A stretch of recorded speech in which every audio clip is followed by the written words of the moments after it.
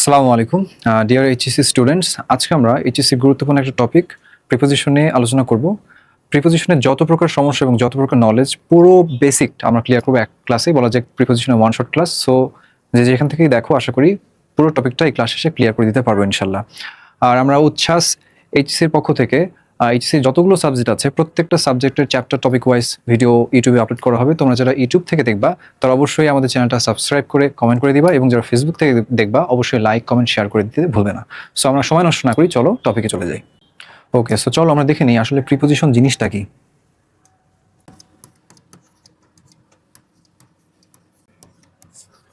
আমরা definition wise একটা জিনিস জানি ছোটবেলা থেকে, সেটা হচ্ছে যে নাউন কিংবা প্রোনাউন এর পূর্বে কিছু একটা বসবে এবং সেটা বসে কি করবে, এই পার্টের সাথে ওই নাউন বা প্রোনাউনের একটা রিলেশন তৈরি করবে, তখনই তাকে আমরা বলতে পারি প্রিপোজিশন। এটা হচ্ছে অ্যাকচুয়াল কোর ডেফিনেশন যেটা, এবং প্রিপোজিশনের পরিচয় যেটা, সেটা আমরা জানলাম। সো আরও একটা এক্সাম্পল লেখা যেতে পারে।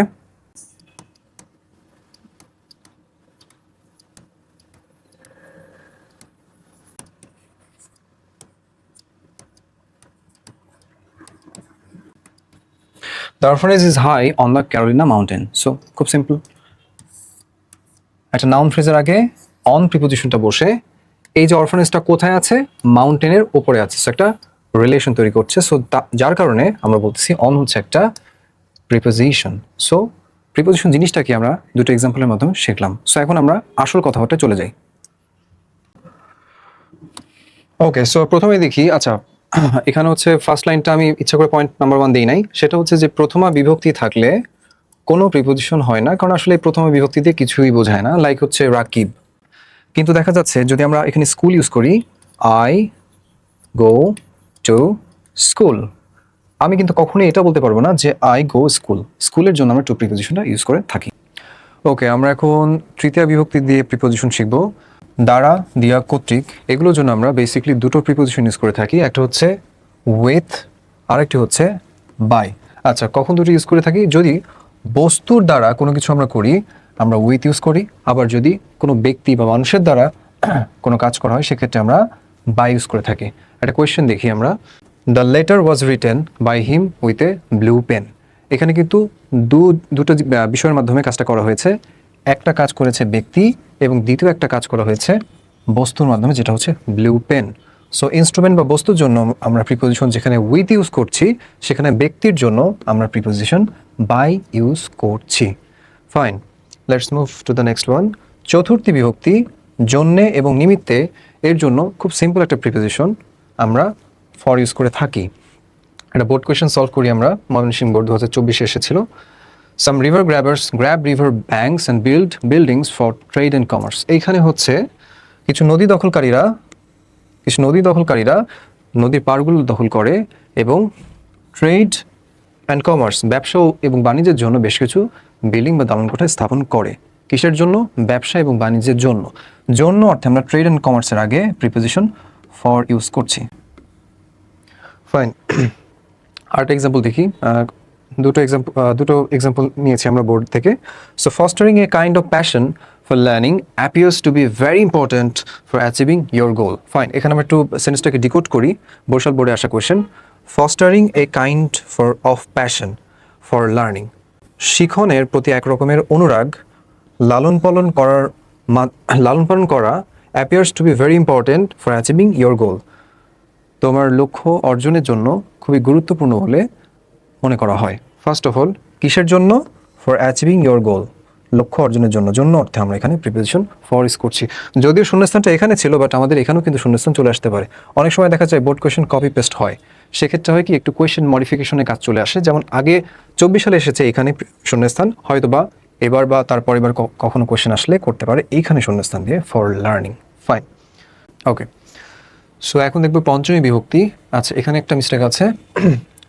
হতে এবং থেকে, এই দুটোর জন্য আমরা ফ্রম প্রিপোজিশন ইউজ করছি, কিন্তু যে অর্থে আমরা দ্যান প্রিপোজিশন ইউজ করছি। যদি এখানে একটা কম্পারেটিভ স্ট্রাকচার আমরা সেন্স করতে পারি, তুলনা বোঝাচ্ছে আর কি।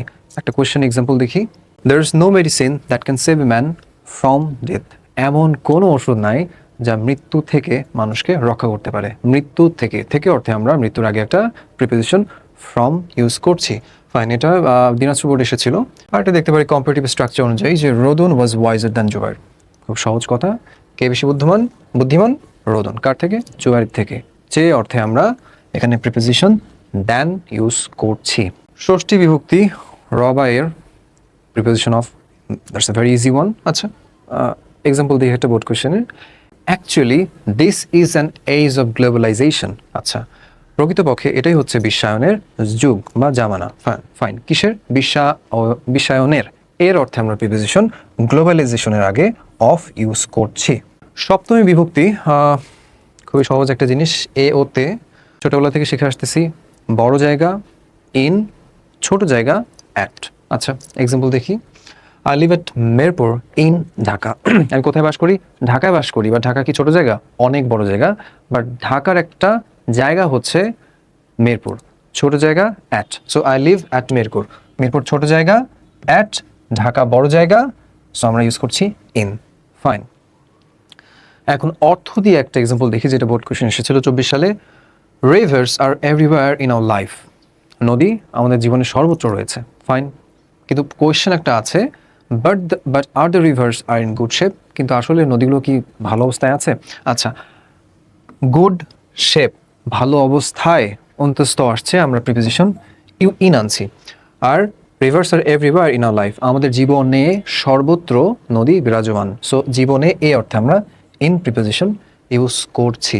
ফাইন, এখানে কিছু কথাবার্তা না বললেই নয় যে আমাদের মূল কনফিউশনের জায়গা, ইভেন ইংরেজি যারা তৈরি করেছে বা জন্ম দিয়েছে, ইভেন ব্রিটিশরা পর্যন্ত কনফিউজড জায়গাটা হচ্ছে কখন ইন হয়, কখন অন হয়, অ্যান্ড কখন অ্যাট হয়। একটা ফিগারের মাধ্যমে আমরা ইস্যুটাকে সমাধান করে বোঝার চেষ্টা করব। ফাইন, আমরা একটা রিভার্স ট্রায়াঙ্গেল আর্ট করি।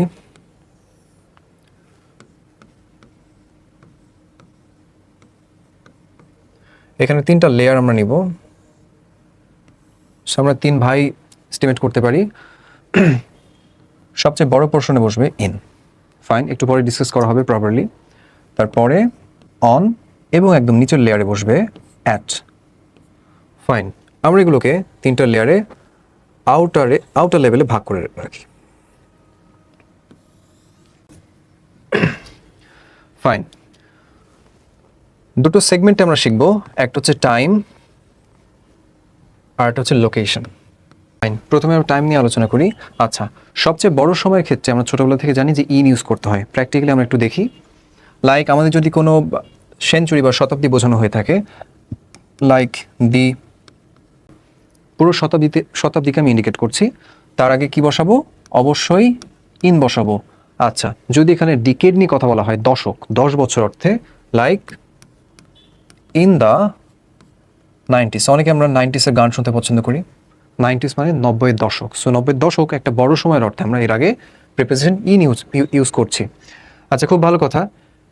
যদি কোনো সাল বলা হয়, যেমন বাংলাদেশের দুটো ইম্পর্টেন্ট সাল হচ্ছে, একটা 1971 আর একটা রিসেন্ট টাইমে আমরা বলছি 2024 অভ্যুত্থানের জন্য। সো এই যে দুটো সাল, এগুলো বেশ বড় সময়, 365 দিন, একটা বড় সময়। তো তার আগে আমরা কি ইউজ করছি? অবশ্যই ইন ইউজ করছি। ফাইন, এখানে একটা জিনিস খেয়াল করছি যে টাইম কিন্তু ছোট হচ্ছে আস্তে আস্তে। প্রথমে 100 বছর, তারপরে 10 বছর, তারপরে 1 বছর। আর একটু শিখি,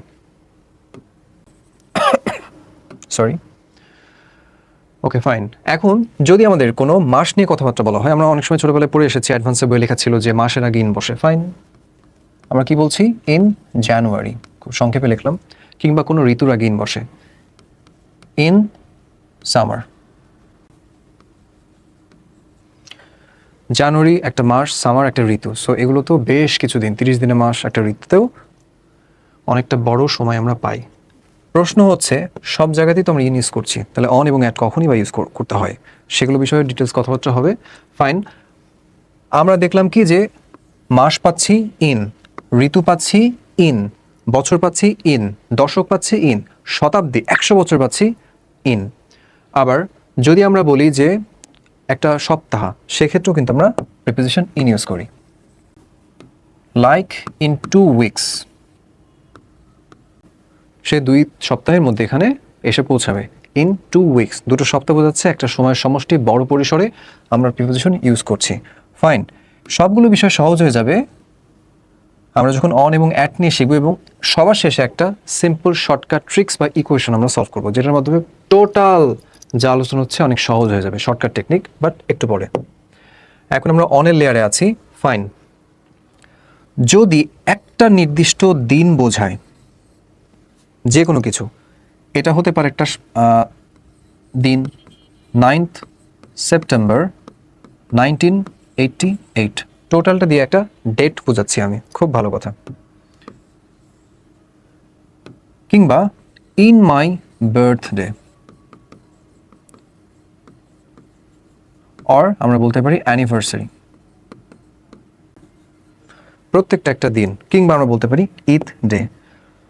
যখনই একটা নির্দিষ্ট দিন বোঝাবে আমরা প্রিপোজিশন অন ইউজ করে থাকি। ফাইন, এটা বড় সময় বলা হচ্ছে, সময় পরিসর আস্তে আস্তে ছোট হয়ে যাচ্ছে। 24 ঘন্টায় যখনই ক্লিক করলাম আমরা, তখনই কিন্তু প্রিপোজিশন ইন চলে আসছে। আমরা কিন্তু উপরে কিছু লিখিনি, বাট এখানে আমরা 24টা লিখে রাখলাম, পরবর্তীতে বিষয়টা আরো ক্লিয়ার হবে। সরি, নিচের লেয়ারে যদি আলোচনা করি, 24 ঘন্টার থেকেও ছোট সময়, দিনের অংশ, লাইক রাত। রাত 24 ঘন্টা বোঝায় না, এটা একটা দিনের অংশ, 24 ঘন্টার অংশ। ফাইন, কিংবা আমি বলতে পারি যে মর্নিং, সকাল 24 ঘন্টার অংশ, আমরা বলতে পারি অ্যাট। কিংবা ঘড়ির ঠিক ঠিক কাটা, কখন আসবে টিচার? 5টার দিকে, অ্যাট 5 PM, ঘড়ির ঠিক ঠিক কাটা। কিংবা বলতে পারি অ্যাট 6 o'clock, খুব ভালো কথা। যখন এক্স্যাক্ট টাইম, ঠিক ঠিক ঘড়ি কাটা বোঝাবে অ্যাট। যখন নির্দিষ্ট একটা দিন বোঝাচ্ছে 24 আওয়ার্স, তখন বসাচ্ছি আমরা অন। কিন্তু এর বাইরে বড় সময় মানেই সব সময় আমরা ইন বসাবো। সো এদিক দিয়ে এই যা যা দেখলাম সব কিছুকে সহজে এক লাইনে ডিকোড করা যায়। আমরা সব কিছু ইরেজ করে সেটা লিখি। So the mystery equation is in, on, and the last one at. এই অনের নিচে আমরা একটা 24 আওয়ার্সের লেয়ার দিয়ে দিই। Fine, this is the most shortcut technique. 24 ঘন্টা বোঝালেই বা একটা দিন বোঝালেই সেটা হয়ে যাচ্ছে অন, তার আগে বসবে অন। 24 ঘন্টার ছোট সময় আমরা ইউজ করবো অ্যাট, কিংবা 24 ঘন্টা বড় সময় আমরা ইউজ করবো ইন। চাইলে আমরা এটা একটা স্ক্রিনশট নিয়ে রাখতে পারি, শর্টকাট। এটা কিন্তু আলোচনা হচ্ছে টাইমের ক্ষেত্রে, যে অনেক সময়ের ক্ষেত্রে আমরা কনফিউজড হয়ে যাই কখন ইন, অন, অ্যাট ইউজ করে থাকি। সেক্ষেত্রে বলছি 24 ঘন্টা বোঝালেই বসাবো তার আগে অন, এর থেকে ছোট সময় অ্যাট, এর থেকে বড় সময় ইন। সো আমরা 24 আওয়ার নিয়ে চিন্তা করলে কিন্তু যাবতীয় ইন অন অ্যাটের সমস্যাটা সমাধান করতে পারি। এখন আমরা লোকেশন নিয়ে একটু সমস্যার সমাধান করবো এবং শিখবো। ফাইন, খুব সিম্পল। আমরা একটু আগে দেখে আসলাম যে বড়, মাঝারি, ছোট, এই লেয়ারে আলোচনাগুলো চলে আসছে। বড় জায়গায় ইন, মাঝারি জায়গায় অন, সবচেয়ে ছোট জায়গায় অ্যাট। সেটা লোকেশনের ক্ষেত্রে প্রযোজ্য, একটু শিখে নিই। আমাদের এখানে একটা দেশ বোঝাতে পারে, একটি দেশ, খুবই সিম্পল। বা আমাদের এখানে বসাতে পারে একটা বিগ সিটিস, কিংবা নেইবারহুড, লাইক প্রতিবেশিত্ব, মানে একটা প্রতিবেশী এলাকা। একটা প্রতিবেশী এলাকাও তো একদমই ছোট না, যে বাড়ি একটা নির্দিষ্ট এক্সাক্ট জায়গা, ওখানে গেলাম, ওর সাথে মিট হয়ে গেল। আমরা যদি কাউকে বলি যে ভাই কোথায় আছেন, ভাই উপশহরে আছি, সো উপশহর কি ছোট জায়গা? অবভিয়াসলি নট, খুঁজে পেতে বেগ পেতে হবে। ফাইন, আমরা একটু ভাঙবো। নেইবার স্পেলিংয়ে BORও লেখা যায়, BOURও লেখা যায়, ব্রিটিশ এবং আমেরিকান ডিফারেন্স। যাই হোক, যে কোনো দেশ, লাইক হচ্ছে England, in England. Okay, city like Dhaka, Dhaka Bangladesh, Dhaka একটা বড় শহর, ইন ঢাকা। কিংবা কোনো, সরি এখানে নেইবারহুড হবে, বেগ ইউ পার্ডন, কোন নেইবারহুড লাইক হচ্ছে আমরা বলতে পারি যে ইংল্যান্ডের একটা বিখ্যাত জায়গা হচ্ছে চায়না টাউন। আমাদের আগের টেক্সট বুকে ছিল চায়না টাউন নিয়ে লেখা, যদিও নিউ বুকে এই প্যাসেজটা মিস। সো একটা নেইবারহুড, প্রতিবেশী এলাকা, ছোট জায়গা নয়, সেই অর্থে চায়না টাউন তার আগে কি বসতে পারে? অবশ্যই ইন। কিংবা একটা শহর, একটা বড় শহর, London, Dhaka, Bangladesh, London, Dhaka, California, Los Angeles, Islamabad, সব জায়গায় তার আগে বসবে ইন। কিংবা কোনো দেশ, তার আগে বসবে ইন। সো এগুলো কিন্তু ইনার লেয়ার। তার মানে আমরা দেশ, কোনো শহর কিংবা কোনো প্রতিবেশী এলাকা, এই সমস্ত বড় লোকেশনের আগে সবসময় প্রিপোজিশন ইন ইউজ করে থাকবো। সহজ কথাবার্তা। আচ্ছা ফাইন, এরপর আমরা অনের লেয়ারে আসি, স্ট্রিট কিংবা এভিনিউ। একটা রাস্তা, শহরের সবচেয়ে নামকরা বা প্রসিদ্ধ রাস্তাকে আমরা এভিনিউ বলে জানি। সো একটা এভিনিউর মধ্যে অনেক কিছু থাকতে পারে, কারো বাড়ি থাকতে পারে, কোনো শপিং মল থাকতে পারে, জিম থাকতে পারে, কারখানা থাকতে পারে, সবগুলো মিলেই হচ্ছে এভিনিউর রাস্তাটা চলে যাচ্ছে। সো এটাও ছোট জায়গা না তুলনামূলক, কিন্তু তারপরও ইনার লেয়ার থেকে এটা ছোট লেয়ার। এটা কোনো শহর বোঝাচ্ছে না, কোনো প্রতিবেশী এলাকা বোঝাচ্ছে না, কিংবা কোনো দেশ বোঝাচ্ছে না, তুলনামূলক কম্পারেটিভলি ছোট জায়গা। সো অবশ্যই এই জায়গাতে আমরা অন বসাবো। কিছু এক্সাম্পল দেখে নিই। ফাইন, আমরা এভিনিউ হিসেবে বলতে পারি 19 নং স্ট্রিট। যে কোনো একটা শহরে অনেকগুলো রাস্তা আছে প্রসিদ্ধ, আমরা বলতে পারি কত নম্বর রোডে, 19 নম্বর রোডে। 19 নম্বর রোডে গেলেও কিন্তু আমাকে এক্স্যাক্ট বাড়ি খুঁজে পেতে আরও এক্স্যাক্ট লোকেশন লাগবে, তাই না? তার মানে এটাও একটা তুলনামূলক বড় জায়গা। তো সেই অর্থে আমরা ইন 19 নং স্ট্রিট, সহজ কথা। সরি, এখানে একটু মিস্টেক হয়ে গেল, অন 19 নং স্ট্রিট। যেহেতু আমরা অন নিয়ে কথা বলছিলাম, ওটা ইন না অন হবে আর কি, সহজ কথা। আমরা এখন একটু হচ্ছে অ্যাটেলিয়ারে কথাবার্তা বলি। বুঝতেই পারছেন কি বলতে যাচ্ছি। এক্স্যাক্ট ঘড়ির, সরি, এক্স্যাক্ট হচ্ছে location. At the store, at the store, একদম আমার দোকানে, একদম আমার দোকানে। কিংবা কারো বাড়ি, ধরা যাক 32, কিছুদিন আগে এই বাড়িটা আমরা ভাঙচুর করেছিলাম। আচ্ছা, আমরা একটু পলিটিক্যাল কথাবার্তা না যাই, বলতে পারি যে 18/10 হাউস, এটা একটা এক্স্যাক্ট বাসার ঠিকানা। আমরা অবশ্যই এদের আগে অ্যাট বসাবো। এর থেকে বড় জায়গা, একটা রোড বা প্রসিদ্ধ রাস্তা বা স্কোয়ার, সেক্ষেত্রে আমরা বসাবো অন। আরও বড় জায়গা, দেশ, শহর কিংবা একটা বৃহৎ প্রতিবেশী এলাকা, তার আগে বসাবো ইন। খুব ইজি একটা বিষয়। আমরা এখন দুটো সেগমেন্টে যে টাইম এবং লোকেশন নিয়ে যে আমরা ইন অন একটা শিখলাম, দুটো এক্সাম্পল দিব দুই ক্ষেত্রেই, তাহলে বিষয়টা যা যা পড়লাম সব কিছু ক্লিয়ার হয়ে যাবে। Right,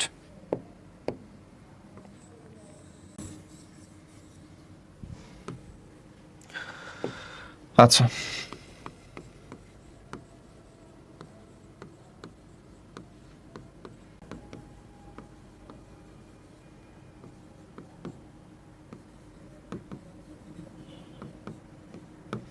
fine, I was born in 1990 on Saturday at night.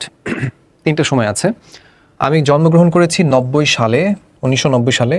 বড় সময় ইন 24 আওয়ার নিয়ে কল্পনা করা হচ্ছে, শনিবারে জন্মগ্রহণ করেছি। সো এখানে আমরা ইউজ করছি অন। এক্স্যাক্ট টাইম 24 ঘন্টার ছোট সময়, সেক্ষেত্রে আমরা ব্যবহার করছি অ্যাট। ফাইন, আমরা লোকেশন শুনে দিকেও একটা এক্সাম্পল ইউজ করি। আচ্ছা, এইচএসসিতে প্রিপোজিশনে নর্মালি লোকেশনের ক্ষেত্রে আমরা অনটা একদম ইউজ করি না। সিম্পল ওয়েতে আমরা বড় জায়গা ইন এবং ছোট জায়গা অ্যাট ইউজ করি। তো সেই অনুযায়ী আমরা শিখবো, এক্সট্রাটা ইনক্লুড না করাই বেটার। আই লিভ ইন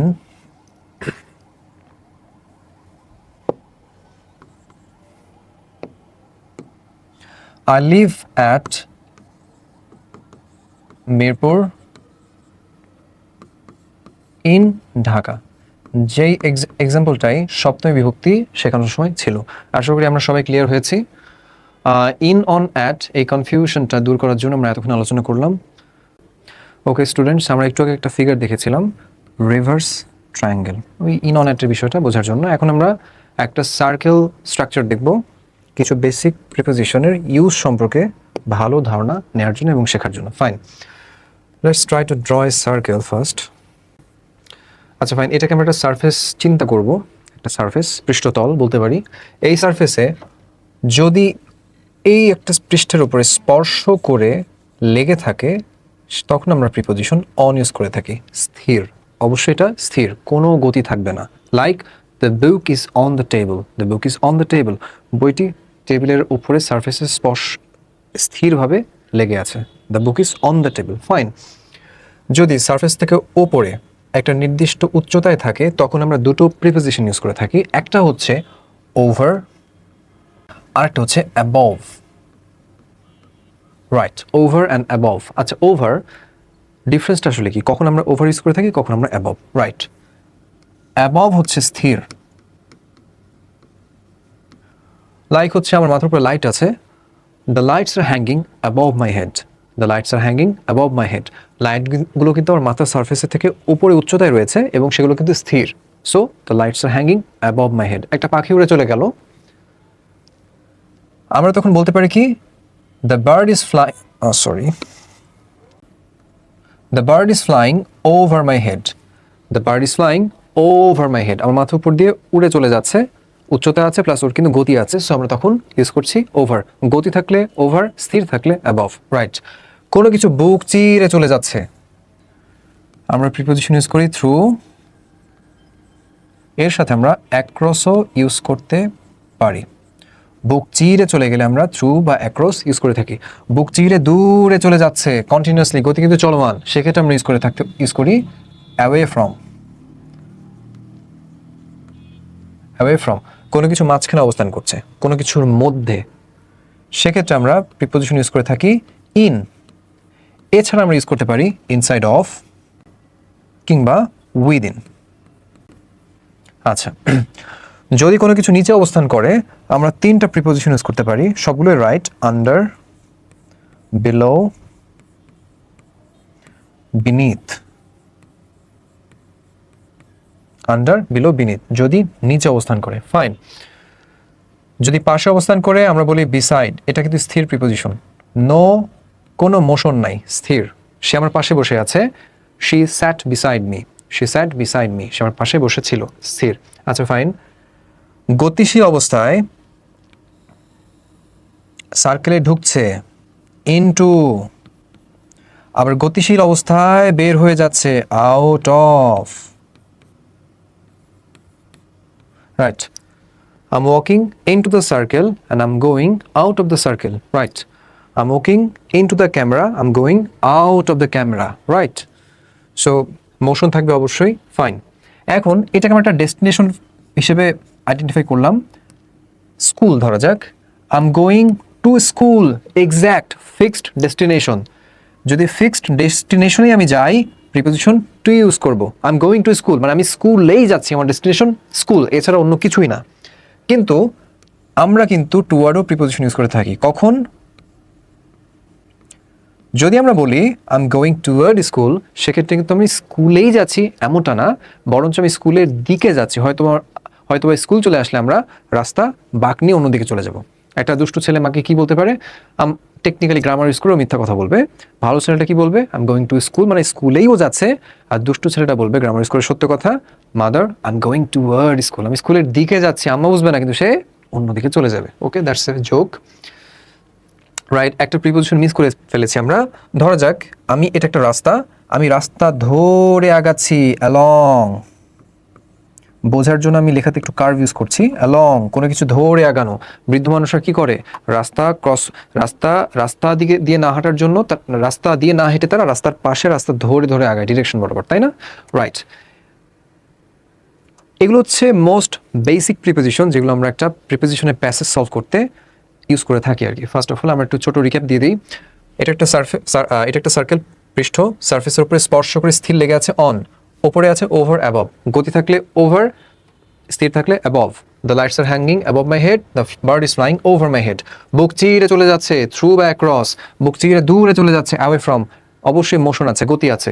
কোনো কিছুর মধ্যে আছে, একদম সেন্টারে বা কোনো কিছুর মধ্যে, আমরা ইউজ করি ইন, এছাড়া ইউজ করে থাকি ইনসাইড অফ কিংবা উইদিন। নিচে, কোনো সার্ফেসের নিচে, আন্ডার, বিলো, বিনিথ। গতিশীল অবস্থায় ঢুকছে, ইনটু, বের হয়ে যাচ্ছে, আউট অফ। পাশে আছে বিসাইড, ফিক্সড এক্স্যাক্ট ডেস্টিনেশনে যাচ্ছি আর কি, গন্তব্য আমার fixed, I am going to school, কিন্তু স্কুলের দিকে যাচ্ছি, ডেস্টিনেশন ফিক্সড না, টু ওয়ার্ড, রাইট। আরেকটা প্রিপোজিশন, আমার একটা দুষ্ট বিড়াল ছিল, দেখা যাচ্ছে টেবিলে পড়ছি, ও জাম্প করলো, সেই ক্ষেত্রে আমরা ইউজ করে থাকি preposition onto, the cat jumped onto the table, the cat jumped onto the table. গতিশীল অবস্থায় কোনো সার্ফেসে লাফ দিয়ে বসা, অন টু প্রিপোজিশন আমরা ইউজ করে থাকি। ফাইন, আশা করছি যে এই বিষয়টা আমরা বুঝতে পারছি। চাইলে আমরা একটা স্ক্রিনশট নিতে পারি। ওকে, ফাইন। আরও কিছু বেসিক প্রিপোজিশন 2-4টা দেখবো আমরা, যেগুলো ইন্টারমিডিয়েটে চলে আসে প্রায়শই। আমরা চেষ্টা করছি যেগুলো আসে, যেগুলো মোস্ট প্রমিনেন্ট, পপুলার সেগুলো নিয়ে আলোচনা করার জন্য। খুব বেশি আমরা ব্রেইনে প্রেশার দিব না, প্রয়োজনীয় প্রিপোজিশনগুলো নিয়েই আলোচনা করব। রাইট, আচ্ছা, এটা একটা লোকেশন, ধরা যাক একটা বিল্ডিং, এর চারিদিকে যদি গতিশীল অবস্থায় কোনো কিছু ঘোরে আমরা কিন্তু প্রিপোজিশন ইউজ করে থাকি অ্যারাউন্ড। চারপাশে বলতে আমরা অ্যারাউন্ড ইউজ করে থাকছি। ফাইন, ভাগ বাটোয়ারা করতে চাচ্ছি, দুইজনের মধ্যে ভাগ হবে বিটুইন, সরি অনেকজনের মধ্যে ভাগ হবে, সেক্ষেত্রে আমরা ইউজ করতে পারি অ্যামাং। আমের সময় আসছে, দুজনের মধ্যে আম ভাগ করব, বিটুইন রফিক অ্যান্ড শফিক। অনেকজনের মধ্যে ভাগ করলে দুইয়ের অধিক বোঝালে আমরা ইউজ করব অ্যামাং। রাইট, এই হচ্ছে মোটামুটি মোস্ট ইম্পর্টেন্ট। আরও কিছু প্রিপোজিশন আমরা চাইলে ইউজ করতে পারি, মানে আলোচনা করতে পারি। লাইক হচ্ছে তোমার হচ্ছে কোনো কিছু পূর্বে, বিফোর ইউজ করতে পারি আমরা, সামনে, এর পরিবর্তে ফ্রেজ আকারে ইউজ করতে পারি ইন ফ্রন্ট অফ। আচ্ছা, পিছনে অর্থে আমরা প্রিপোজিশন বিহাইন্ড ইউজ করতে পারি। পিছনে, কোথায় আছে? সে আমার পিছনে আছে, শি ওয়াজ বিহাইন্ড মি, সে আমার পিছনে ছিল। রাইট, সামনে, পিছনে, নিচের কথা তো বলেছে আন্ডার, বিলো, বিনিথ। এই তো মোটামুটি আমরা আলোচনা করলাম, বেসিক আর কোনোটাই নাই। তবে একটা জিনিস, বিশেষ করে এ মাদার ইন মানভিল প্যাসেজটা সলভ করার সময় বোর্ড কোয়েশ্চেন আলোচনা করতে গিয়ে আমরা প্রিপোজিশনটা আইডেন্টিফাই করেছি, সেটা হচ্ছে বেয়ন্ড। ধরা যাক এটা হচ্ছে একটা অরফানেস, এতিমখানা। এখন এই এতিমখানা থেকে একটু দূরে একটা কেবিন আছে, একটু দূরে একটা কেবিন আছে, আর এইটা হচ্ছে অরফানেস। আমরা প্র্যাকটিক্যালি বোঝার চেষ্টা করছি। এখন যদি বলি হ্যাঁ অরফানেজেরই সম্পত্তি হচ্ছে কেবিনটা, কিন্তু কেবিনটা অরফানেজে নাই, not in the orphanage, it's beyond the orphanage.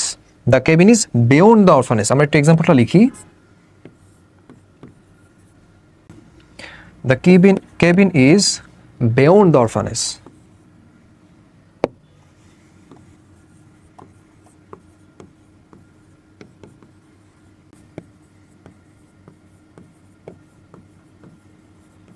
তার মানে হচ্ছে অরফানেজকে ছাড়িয়ে একটু দূরে হচ্ছে কেবিনটা। The cabin is beyond the orphanage. মোটামুটি যত প্রকার ইম্পর্টেন্ট প্রিপোজিশন আছে আমরা সবগুলোই আলোচনা করলাম। ফাইন,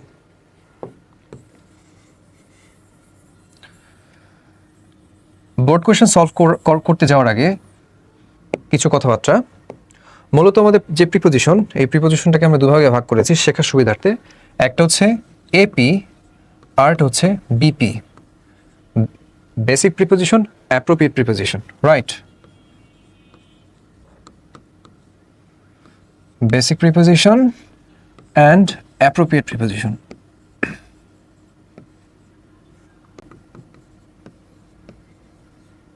আচ্ছা ফাইন, এটা বলে রাখা ভালো যে যদিও বেসিক প্রিপোজিশন আমরা পড়ছি, বাট অ্যাপ্রোপ্রিয়েট প্রিপোজিশন তুলনামূলক বেশি ইম্পর্টেন্ট। প্রচুর প্রশ্ন আসে এখান থেকে, এগুলো বোঝানোর তেমন কিছুই নাই। হয়তোবা কিছু ওয়ান শট ক্লাস দেওয়া যেতে পারে ইম্পর্টেন্ট অ্যাপ্রোপ্রিয়েট প্রিপোজিশন সম্পর্কে, বাট এগুলো মুখস্থ করার বিষয়। হয়তোবা অন্য কোনো লেকচারে বা অন্য কোনো ভিডিওতে আমরা সেগুলো নিয়ে আলোচনা করবো প্রপারলি। ফাইন, তো প্রিপোজিশনের ক্ষেত্রে কোয়েশ্চেন সলভের জন্য আমাদের কিছু অ্যাপ্রোপ্রিয়েট প্রিপোজিশন মুখস্থ করতে হবে, যেটা বাজারে যে কোনো বই আমরা পেতে পারি। আমরা সাজেশন দেওয়ারও চেষ্টা করব, এবং এর পাশাপাশি বেসিক প্রিপোজিশন নিয়ে আমাদের শিখতে হবে, যেটা আমরা টোটালি যতটুকু পারা যায় ক্র্যাক করার চেষ্টা করেছি এই ভিডিওতে। রাইট, সো এদের মধ্যে তুলনা বোঝাচ্ছি যে আমাদের তো মোটামুটি 0.5 মার্কসের উপর 10টা থাকে। তো এই যে 10টা কোয়েশ্চেন, এটা গ্রাফটা এরকম, ঠিক আছে? যে আমরা যদি এটাকে এপি বলি এবং এটাকে যদি বিপি বলি, অ্যাপ্রোপ্রিয়েট বেসিক প্রিপোজিশন, হয়তোবা এখান থেকে 5টা, এখান থেকে 5টা, কিংবা এখান থেকে 7টা, এখান থেকে 3টা, কিংবা এখান থেকে 2টা, এখান থেকে 8টা, কিংবা এখান থেকে 2টা, ঠিক আছে? ট্রেনটা বলে যে সবচেয়ে বেশি আসে কিন্তু অ্যাপ্রোপ্রিয়েট প্রিপোজিশনটা, বেসিক প্রিপোজিশনও আসে বাট তুলনামূলক কম, ঠিক আছে? এই কথাবার্তা বলে আমরা কিছু বোর্ড কোয়েশ্চেনের দিকে আগাবো। Right, okay fine. আমরা প্রথমে হচ্ছে রাজশাহী বোর্ড 2025-এর একটা কোয়েশ্চেন সমাধান করব। অনেক পড়াশোনা করলাম, এখন একটু কোয়েশ্চেন সলভ করা আমাদের শিখতে হবে। ফাইন, চলে যাই। ইটস নোন টু অল, আচ্ছা আমরা অ্যান্সারটা সহ আছে বাট আমরা পড়িয়ে দিব, কোনো সমস্যা নেই। It's known to all that one day we will pass away from this আর্থ। আচ্ছা, এখানে নো টু হচ্ছে অ্যাপ্রোপ্রিয়েট প্রিপোজিশন। নো টু মানে হচ্ছে জানা। ইটস নোন টু অল, এটা সবারই জানা, that one day we all will pass away from the earth, যে আমরা সবাই দুনিয়া থেকে চলে যাব। দুনিয়া থেকে, থেকে অর্থে আমরা এখন এখানে ফ্রম ইউজ করেছি, fine. So we have no escape from death, তাই আমাদের মৃত্যু থেকে কোনো পলায়ন নেই, পালানোর সুযোগ আছে, আমাদের সবাইকেই মরতে হবে। অ্যাপ্রোপ্রিয়েট প্রিপোজিশন স্কেপ ফ্রম, পলায়ন করা, right. One day everyone will lie in the IC lap of death, fine. একদিন মৃত্যুর হিমশীতল কোলে সবাইকেই শায়িত হতে হবে, সরি, একদিন মৃত্যুর হিমশীতল কোলে সবাইকেই শায়িত হতে হবে, লাই ইন, ঠিক আছে। আমরা ইউজ করছি। এরপরে এখানে ফুল স্টপ হবে বিটা বড় হাতের, আচ্ছা। Because death is common to all, মৃত্যু সবার জন্য সাধারণ, চিরন্তন সত্য কথা, তাই না? সবাইকেই মরতে হবে। কমন টু, সাধারণ, appropriate preposition.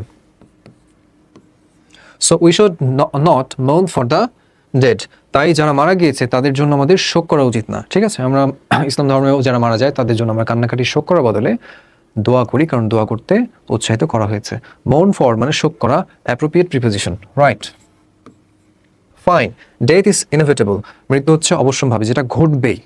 But those who die for the country, কিন্তু ওই মানুষরা যারা দেশের জন্য মারা গিয়েছে, দেশের জন্য বা ভালো কিছুর জন্য জীবন উৎসর্গ করলে আমরা প্রিপোজিশন ডাই ফর ইউজ করে থাকি, ঠিক আছে। ডাইয়ের সাথে আরও অনেক প্রিপোজিশন হয়, অ্যাপ্রোপ্রিয়েট ব্যবহার আছে এদের আমরা হয়তো বা নেক্সট টাইম কখনো ডিটেইলস আলোচনা করবো। Fine.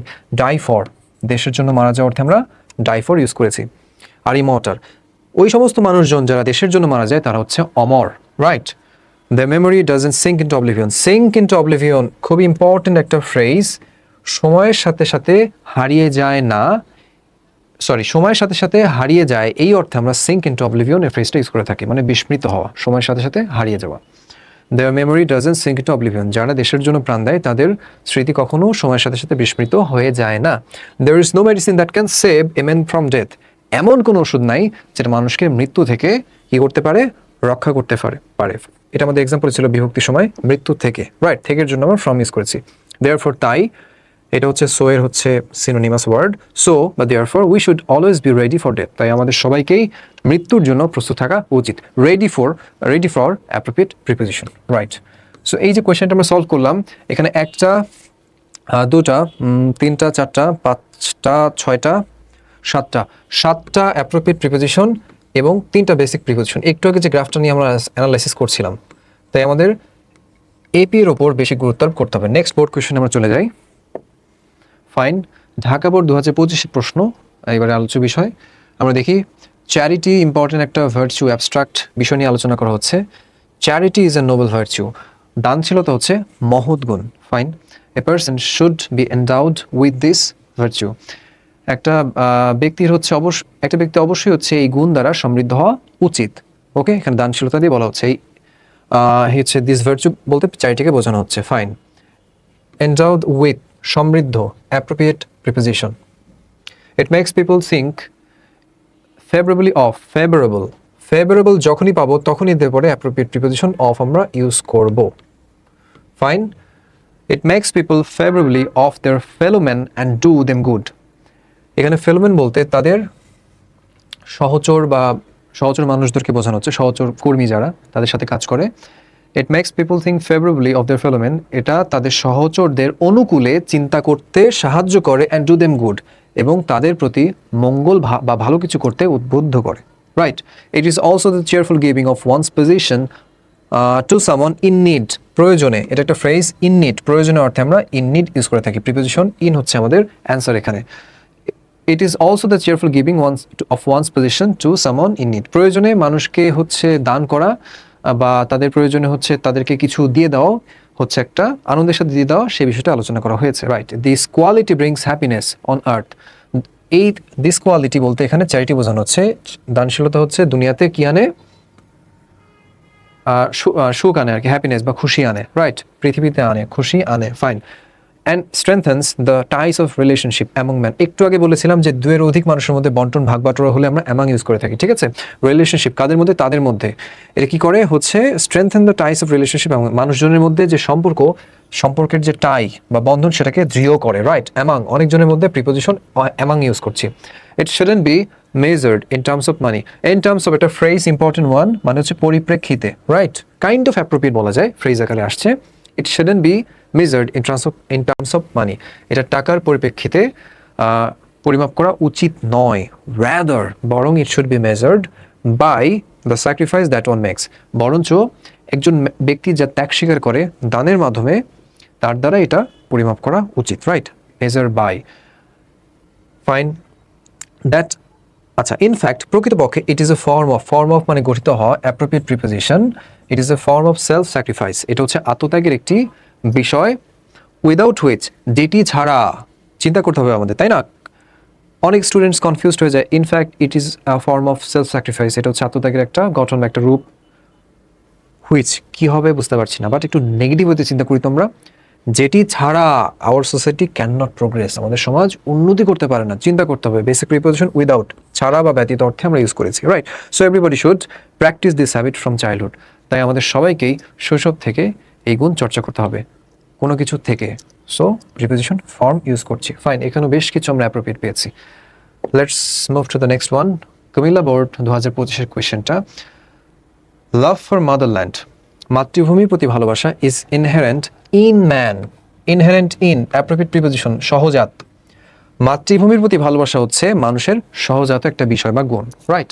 A man who is devoid of love for is motherland, আচ্ছা, ডিভয়েড অফ মানে বর্জিত বা বিবর্জিত, এটা খুবই ইম্পর্টেন্ট, প্রচুর এসেছে, প্রচুর থেকে প্রচুরতর এসেছে। এর আগেরটা আমরা যে সলভ করলাম, সিঙ্ক ইনটু অবলিভিয়ন, এটাও প্রচণ্ড ইম্পর্টেন্ট, খুবই।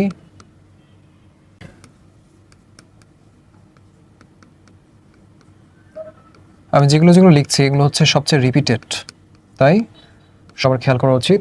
Devoid of love for his motherland is not a true Patriot. A man who is devoid of love for his motherland, মাতৃভূমির প্রতি ভালোবাসা বিবর্জিত কোনো মানুষ কি নয়?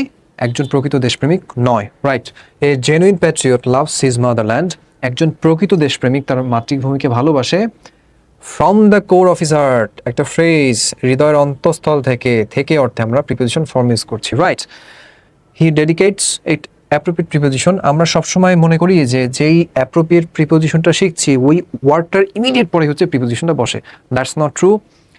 এখানে কিন্তু ডেডিকেটের পরে টু হয়, কিন্তু আমরা টুটা যে বসাচ্ছি এর মাঝখানে তিনটা ওয়ার্ড আছে, হিজ একটা ওয়ার্ড, হোল একটা ওয়ার্ড, লাইফ একটা ওয়ার্ড, তিনটা ওয়ার্ড আছে। সো খেয়াল রাখতে হবে, সবসময় পাশাপাশি বসবে তা না, একটু দূরেও বসতে পারে, অর্থটা বুঝতে হবে। He dedicates his whole life to the service of his own country, সে তার পুরোটা জীবন তার দেশের সেবায় কি করে? উৎসর্গ করে। ডেডিকেট টু মানে উৎসর্গ করা, appropriate preposition. He is prepared two lay down his life, lay down উৎসর্গ করা, জীবন দেওয়া, জীবন উৎসর্গ করা, এই অর্থে আমরা লে ডাউন ইউজ করে থাকি, right? He is prepared two lay down his life for the greatest interest of his motherland, তার যে হচ্ছে মাদারল্যান্ড মাতৃভূমির বৃহত্তর স্বার্থে, গ্রেটেস্ট ইন্টারেস্ট বৃহত্তর স্বার্থে সে তার জীবনকে কি করে? উৎসর্গ করতে প্রস্তুত থাকে। Lay down, appropriate preposition, right? Our freedom fighters are the proud Sans of our country, আমাদের মুক্তিযোদ্ধারা হচ্ছে আমাদের দেশের হচ্ছে গর্বিত সন্তান। দে টুক, একটা ইম্পর্টেন্ট, টেক প্রাইড ইন, একটা important phrasal verb, take pride in মানে হচ্ছে গর্ব করা, এটা পাস্ট টেন্স আমরা ইউজ করেছে হচ্ছে took pride in, okay fine. They took pride in fighting for the country, কাদের বিরুদ্ধে? শত্রুর বিরুদ্ধে, বিরুদ্ধে অর্থে আমরা অ্যাগেইনস্ট ইউজ করছি, তারা শত্রুর বিরুদ্ধে যুদ্ধ করতে কি করে? গর্ববোধ করে। দে নেভার রিট্রিটেড, খুবই ইউনিক একটা প্রিপোজিশন, অ্যাপ্রোপ্রিয়েট প্রিপোজিশন। রিট্রিটেড ফর্ম মানে পিছনে যাওয়া, পিছনের দিকে ধাবিত হওয়া, appropriate preposition. They never retreated from the battlefield, rather swooped on or upon, on or upon মানে ঝাঁপিয়ে পড়া, এটাও খুবই ইউনিক একটা অ্যাপ্রোপ্রিয়েট প্রিপোজিশন। তারা কখনো ব্যাটলফিল্ড বা যুদ্ধের ময়দান থেকে পিছু পা হয় না, অ্যান্ড রাদার বরং কি করে? সুপড on R upon the enemy ভ্যালেন্টলি, সাহসিকতার সাথে তাদের উপর ঝাঁপিয়ে পড়ে। ঝাঁপিয়ে পড়ার অর্থে সুপ অন আর আপন অ্যাপ্রোপ্রিয়েট প্রিপোজিশন ইউজ করা হয়েছে। The sacrifice will ইন্ড dash vein if we fail to build our own country, যদি আমরা আমাদের দেশ গঠনে ব্যর্থ হই, দেয়ার স্যাক্রিফাইস তাদের যে আত্মত্যাগ, উইল ইন্ড ইন ভেইন বিফলে চলে যাবে। ইন ভেইন একটা ফ্রেজ, বিফলে চলে যাও বা কোনো কাজে না লাগা অর্থে আমরা ইন ভেইন ইউজ করছি। ফাইন, এই হচ্ছে আমাদের যাবতীয় আলোচনা প্রিপোজিশন সম্পর্কে। এইচএসসি প্রিপোজিশনটা মোটামুটি দাগে আমরা A to Z শেষ করেছি, বেশ কিছু বোর্ড কোয়েশন সমাধান করেছি। আশা করি আমরা মোটামুটি বেশ কিছুটা আয়ত্তে নিয়েছি। মনে রাখবো একটা কথা, যত বেশি প্র্যাকটিস করবো তত শিখবো, বিশেষ করে যত বোর্ড কোয়েশন সলভ করা যাবে ততই এগুলো সম্পর্কে আমাদের দক্ষতা বাড়বে এবং অ্যাপ্রোপ্রিয়েট প্রিপোজিশনের উপরে আমাদের একটু দক্ষতা বাড়ানোর জন্য বেশি থেকে বেশি মুখস্থ করার দিকে ফোকাস করতে হবে। So okay, tata bye bye, let's হয়তো আরও কোনো লেকচারে দেখা হবে নতুনভাবে নতুন টপিক নিয়ে।